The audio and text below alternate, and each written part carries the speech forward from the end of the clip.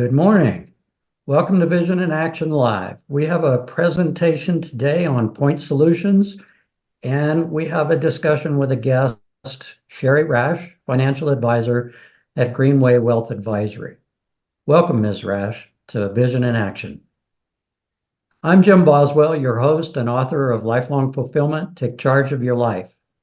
As I said, today's presentation is on point solutions and how they integrate with the lifelong fulfillment process leading on toward fulfilling lifestyles. Let's see just how that works. So by definition, we at Lifelong Fulfillment call certain solutions out there that are focused on individual subjects point solutions. These are point solutions in psychology, in habits, in finance, which we will talk about a little later, that actually focus on that one particular discipline. It addresses interests and questions we're going to have as we begin to grow our plan, our fulfilling lifestyle, and to acquire these skill sets that are important to the results that we seek. When you're looking at a point solution, what we're trying to find are people that come from an authoritative, factual, and trustworthy standpoint. Because we don't want to do the research and work that they've done. We want to glean the essence of what they've done so that we can apply it to our own lifestyles. And you will find these in books, research papers, databases, statistics, and amongst experts. So podcasts are really good, and most experts these days podcast. So there's multiple ways to get the information you're going to need. Furthermore, the point solution, just to remind you, is about the what and why of a particular subject, say personality profiles or dealing with habits. It's not the A to Z about how that gets done, how it integrates into everything else you're doing, what your priorities are, how you get it accomplished and measured, and how it adapts to inevitable change, which is going to happen. So let's look a little further. This graph is designed to give you, or this table is designed to give you some kind of a feeling for how all this works. So lifelong fulfillment across the top is the all-inclusive process, of which point solutions are a part. They're in the left two columns. So you're going to be looking for point solutions in everything from archaeology down to science and religion, maybe music, math, law, history, whatever suits your particular lifestyle. And you're hoping that those points solutions are authoritative, factual, and trustworthy, as we mentioned previously. And there are the places that you get them in books, research paper, databases, etc. So what that delivers, in other words, what's in it for us individuals is we improve our self-knowledge. We improve our resources that we can bring to bear. We learn to deal with constraints and restrictions like finances. We learn to deal with timelines and overall lifestyle planning. And we can set now planning actions, objectives and tactics. We can accommodate feedback, integration, realignment, and continuous improvement. So it's all of a group, so we focus on providing and making sure that you understand where these point solutions are and how to get started using them. So let's take a look at an example. Let's say you want to learn something about worldwide economic development and you know nothing. Well, what we're going to look for is, again, back to books, data, analyses, and experts. We're looking for those that are credentialed, those that are published, and those authoritative sources that have awards and recognition. And what we're looking for is probably more than one source for any one subject, because we're looking for where they wind up in agreement. Not everybody agrees in every discipline. And what you want to look for is a little bit of consensus before you accept that into your life plan. And if you don't know anything about how to do online research, we recommend you look at brilliant.org as a starting point to learn to do it. So I went online and looked at worldwide economics. And on page one of my browser, I have 8 groupings of data that goes everywhere from the International Monetary Fund, all the way to a book called Factfulness by Hans Rosling, and lists an additional set of resources, up to 20 pages of books on Amazon, 78 books, and 25 audio books in the Southern California library system via ebooks. A huge amount of information. Now, at this point, you don't know what you want to do.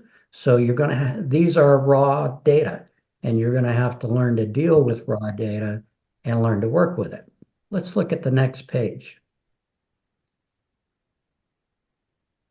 So nonfiction books generally, particularly from my perspective, are a source of first resort. And it's nice to supplement those to stay current with professional periodicals at the leading edge of research. Books that conform, books and other sources that conform to the rules of evidence, statistics, scientific method to define their truth and trustworthiness are the best to rely on. And obscurity doesn't really inhibit, because many publications in academia and elsewhere are going to be obscure to you, but oddly enough, on internet searches, you will find them. So don't be shy to use that, particularly as those are going to be more current. Governments, nonprofits, institutions, all may be accessible data troves for your research. And actually, nonfiction ages pretty well, but look for currency. We've described to you the half-life of facts.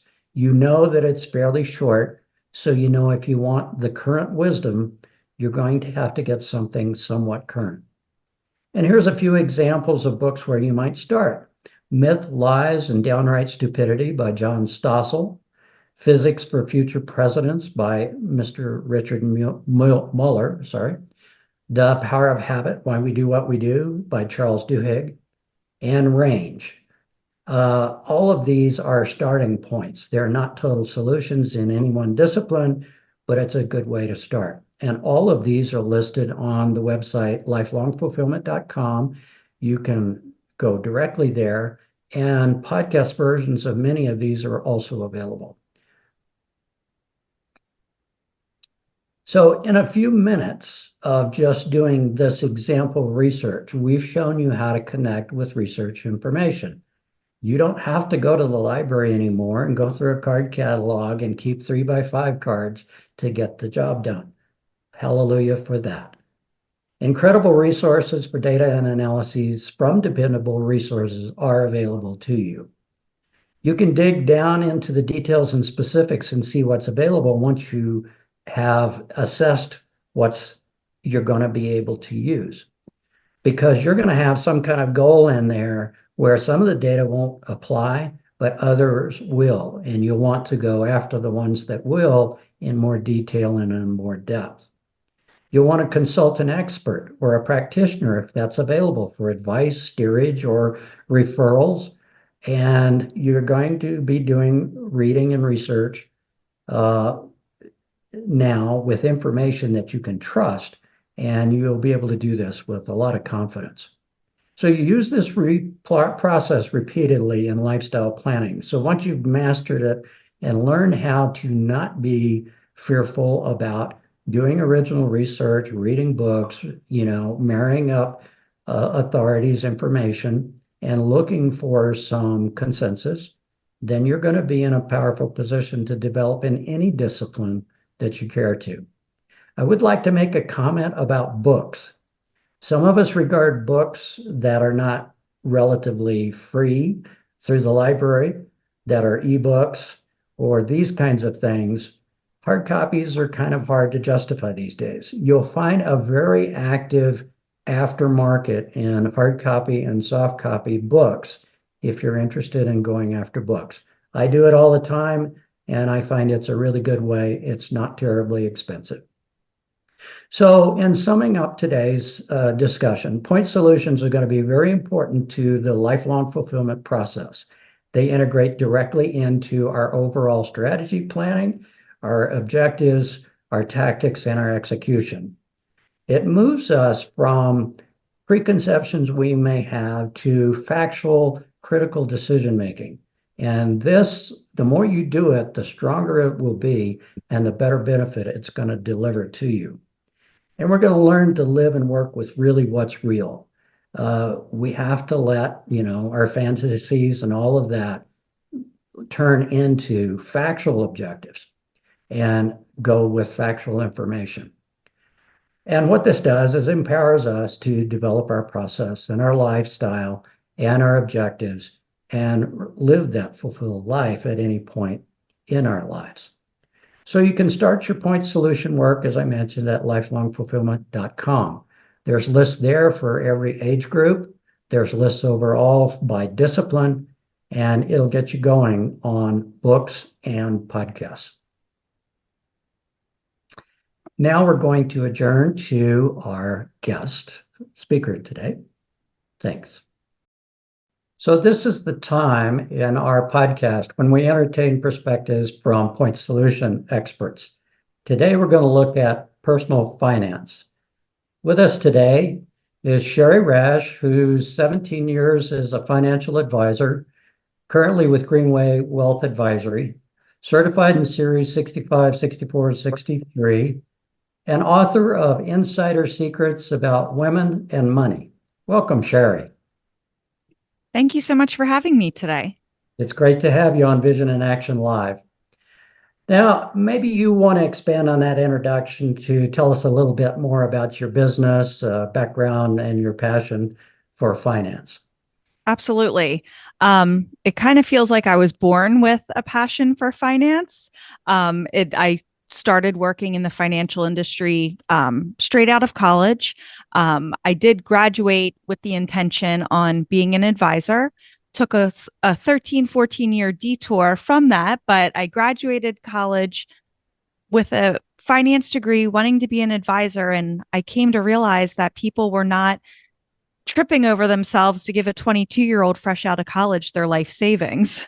So I struggled for a bit of time, and I ended up getting introduced to another side of the financial business where I working with the product companies and solutions.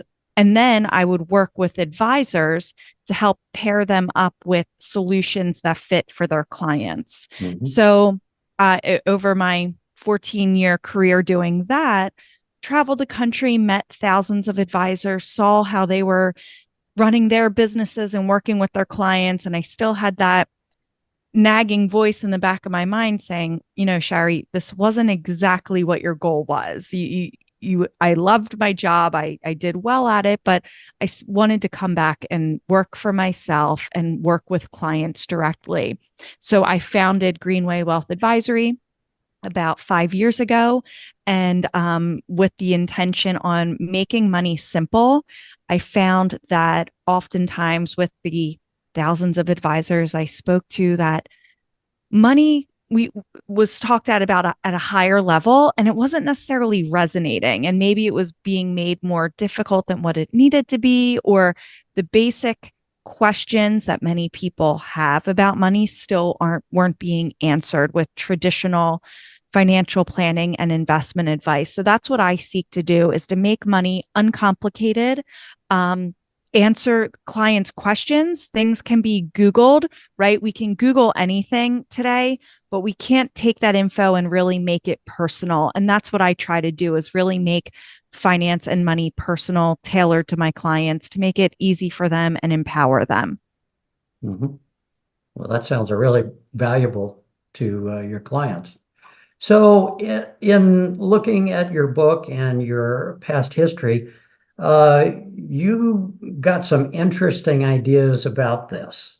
And so I wanted to kind of kick it off. You talked something about a money personality.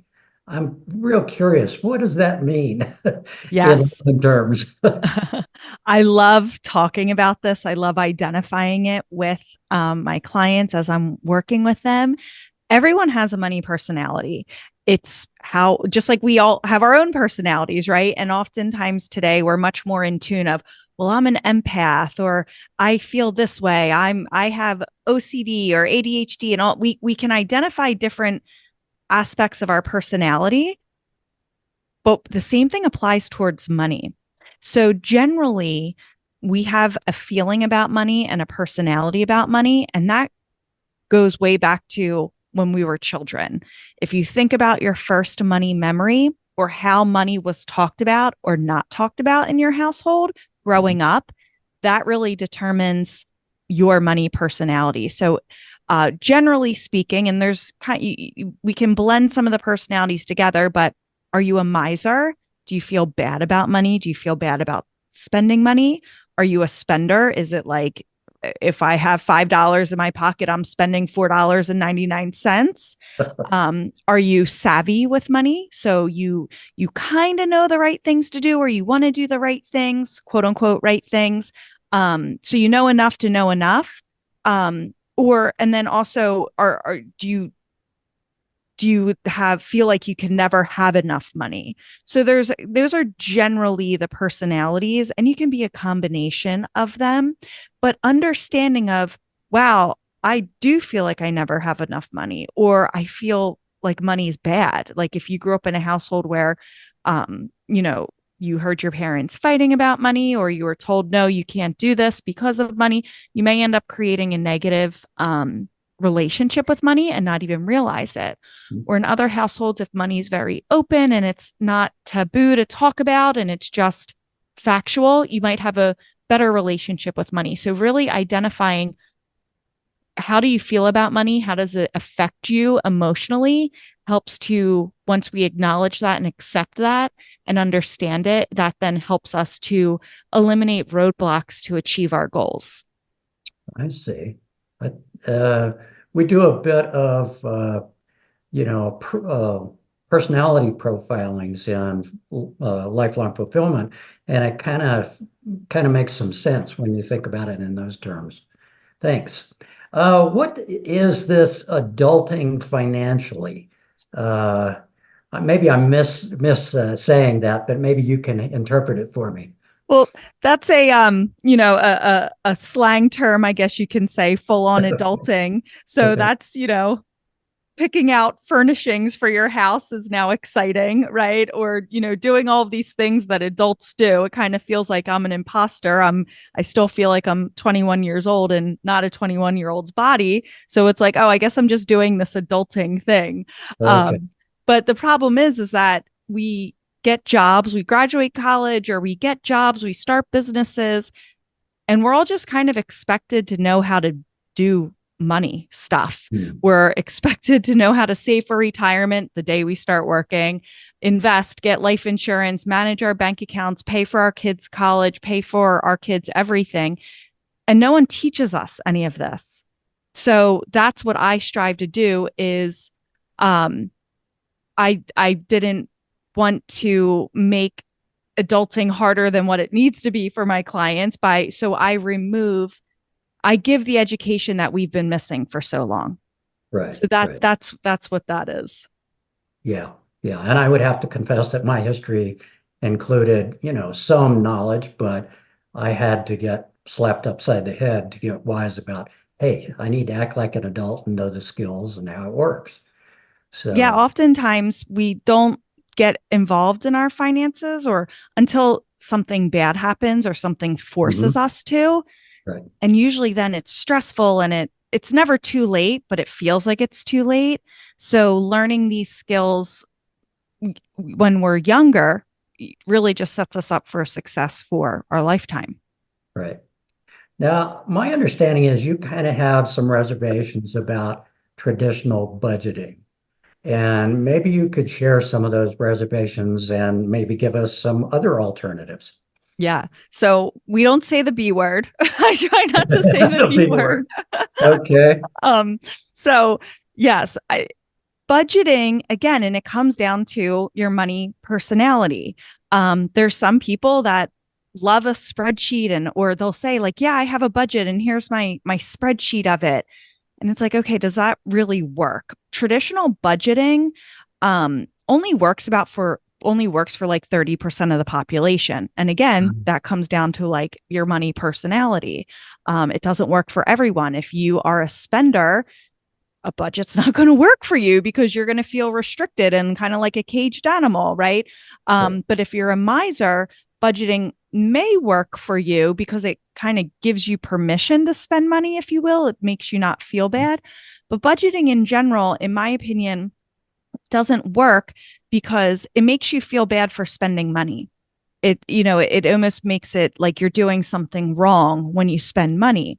Or when you go, oh, well, let me show you my budget. It's only looking at the very basic things we need to live. Like it looks at our housing cost, our water, our electric, our cable, and some other stuff. And then it's like always like eating out or, groceries. And that doesn't factor into like, it doesn't cover so many of the one-offs or stuff that happens. I have 4 children. I'm getting hit up daily for extra things that I need to pay for that's not in my budget, right? But we have to do it. For example, my daughter needs a new jersey for her travel softball team. Was not planning for it, but I can't say no. So that's an expense.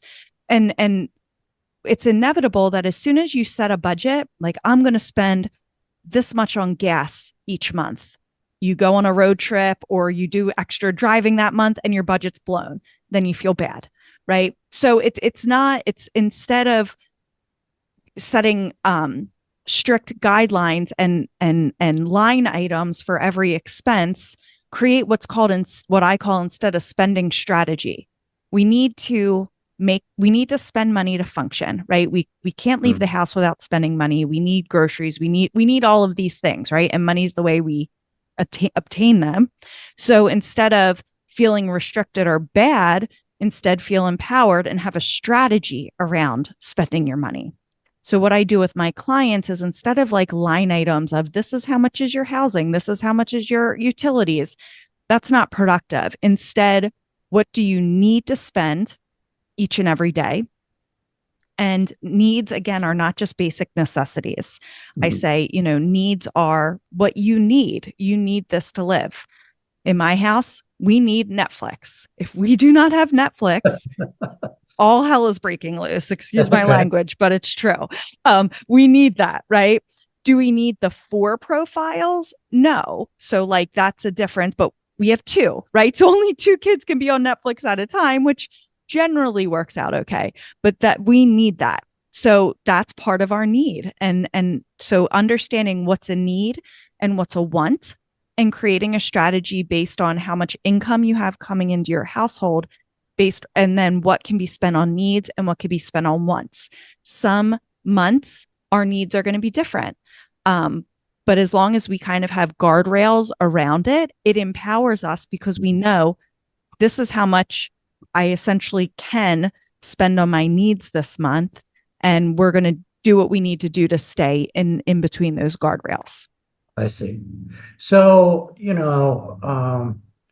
a lot of the generic, shall I say, financial advice has something like 50% for needs, 30% for wants, and 20% for savings. At a really high altitude level, is that a budgeting thing you would endorse, or because that's pretty general? It is. And that's actually similar to the strategy that I use with my clients, because in my opinion, general is better. Because by traditional budgeting is very specific, but it actually leaves out a lot. So when you split up your money with what's a need, what's a want, and I actually call it wishes, every dollar that comes in, you have a plan for it. So 20 cents out of every dollar is going to wishes. So that's what I call that increases your net worth, either by saving or reducing debt. And then 30 cents of every dollar goes to wants. So stuff that makes life better, but you can live without it. So if push comes to shove and it's a rough month or it's a super expensive month, things are out of our control, we know we can give up our wants. So I said Netflix was a need. maybe Hulu's a 1. Okay, we're going to give up Hulu because if that's just, we just can't afford that right now. So Right. it empowers us to decide, well, what do I really need to live? And it gives a plan for every dollar coming in so you control your money versus your money controlling you. Okay.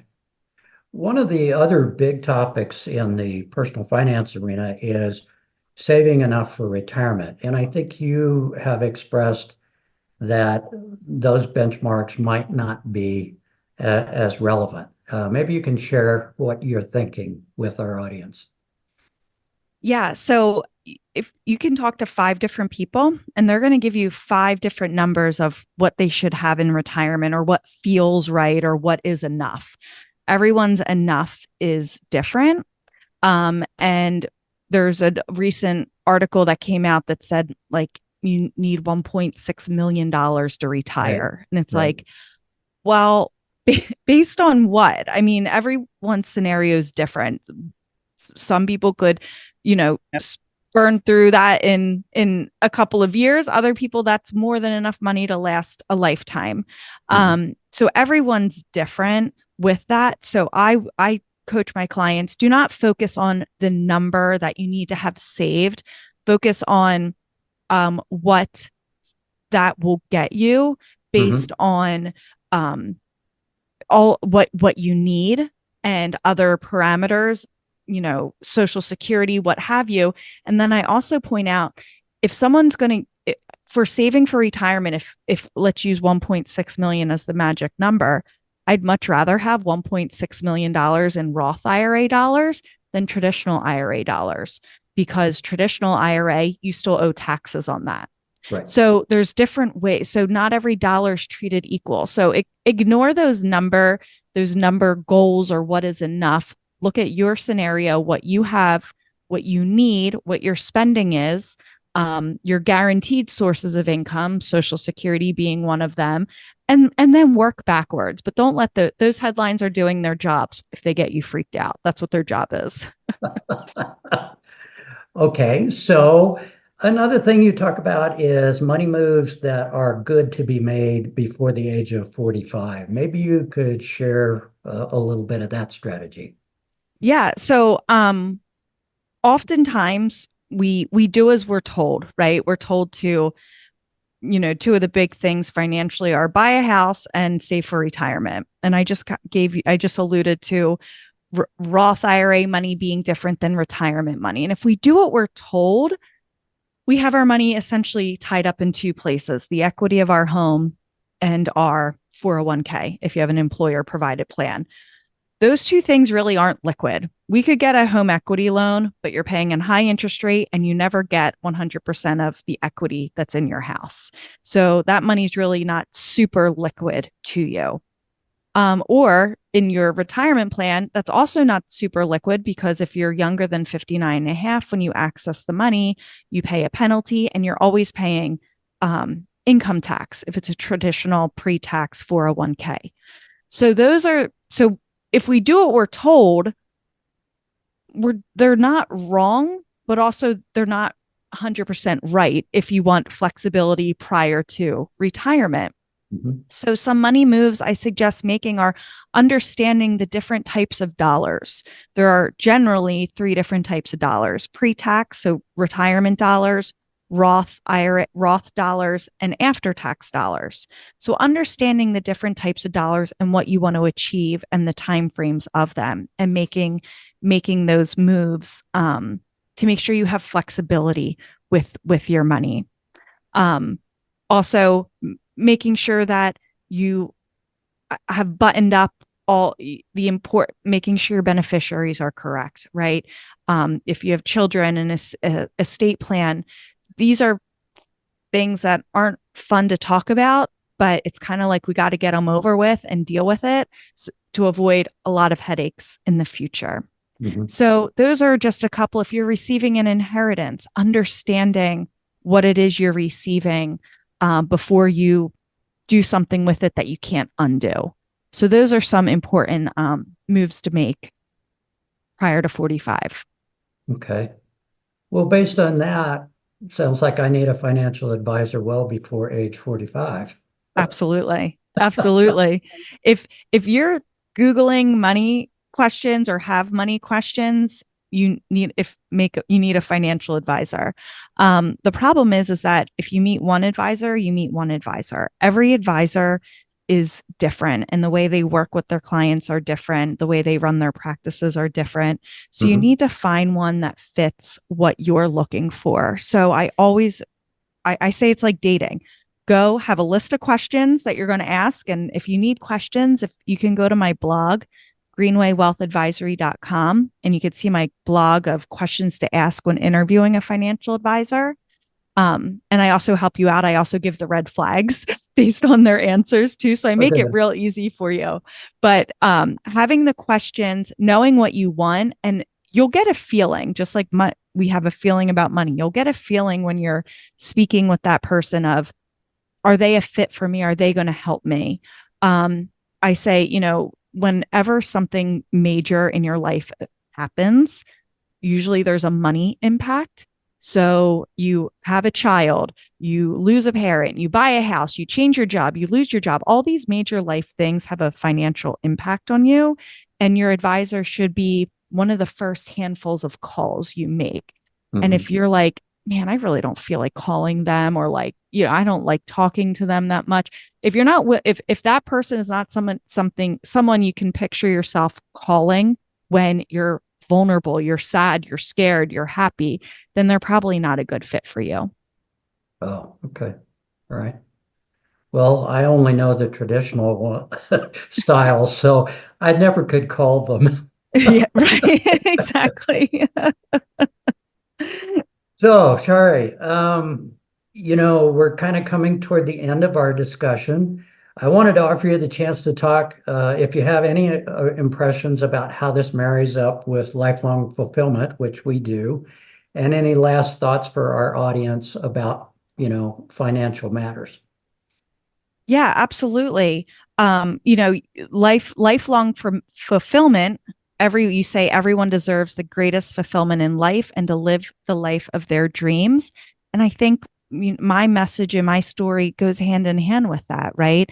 If you feel empowered, if you're happy, if you can do things that you've always wanted to do, that usually goes hand in hand with feeling confident and comfortable with your finances. So there's so much information out there, but lifelong fulfillment helps the reader understand who they are and what they want out of life. Mhm. So, and I think my messaging is similar. So I see so much that goes hand in hand with both of our messaging. I'm just more focused on the money aspect of it. But I think it's a great message, and definitely a tool that everyone can benefit from. Well, good. Thank you. And remind us again where people that see you here on the podcast can reach out and touch you. Yeah. My website is called greenwaywealthadvisory.com. greenwaywealthadvisory.com. I have my own podcast called Money Chic. So that's everywhere you find podcasts, CHIC, which stands for confident, healthy, informed, and capable. I have a blog on my on my website as well that you can check out. I'm always refreshing content there. And then lastly, my book, Insider Secrets About Women and Money, you can also find on Amazon. Great. Well, thank you so much for joining us on Vision in Action Live today. It's been a real pleasure. We hope to see you again. Thank you for having me. It's been great. Thanks.